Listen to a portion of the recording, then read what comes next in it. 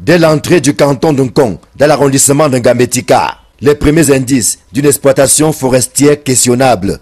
Une image qui vaut 1000 mots. Si le titre c'est une UFA, on doit avoir UFA peut-être 10036.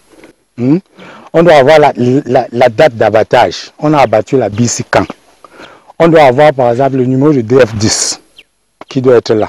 Donc ça c'est un peu en gros ce qu'on peut retrouver sur une bille.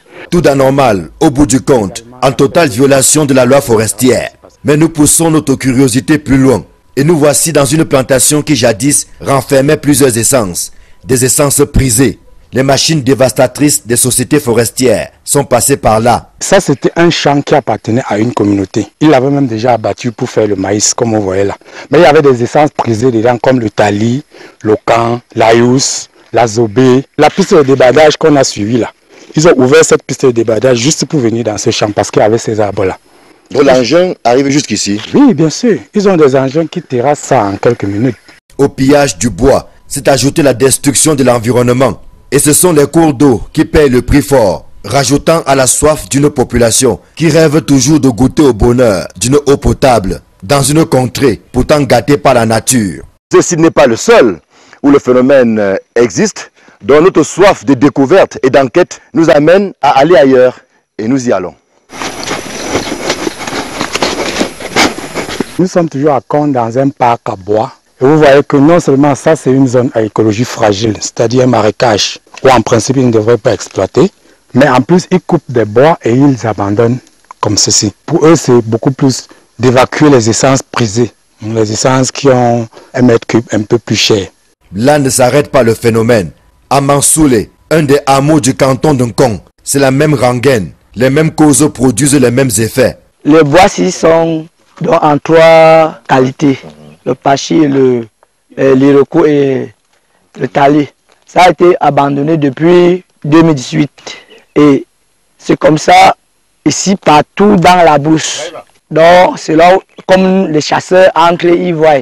D'importantes quantités de bois à l'instar de celui-ci, nous sommes en pleine exploitation non autorisée dans les forêts du domaine national.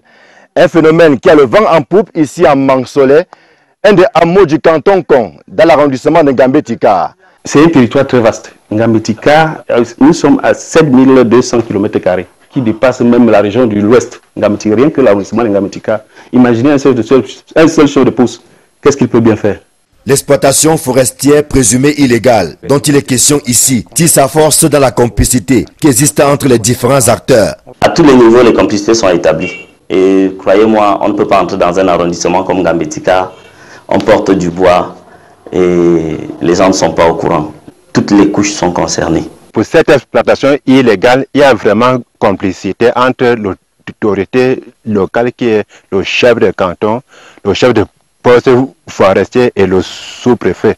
Pointé du doigt pour sa mauvaise gestion des royalties, le chef de canton de Nkong défend plutôt son bilan. Lorsqu'il y a le paiement des royalties, toutes les populations, les couches sociales sont associées autour du chef pour voir sur quel projet nous devons tabler. Ne serait-ce que dans le canton de Kong, nous pouvons vous énumérer 5 à 6 bâtiments de 2 salles de classe construits par le bureau de gestion de l'APE.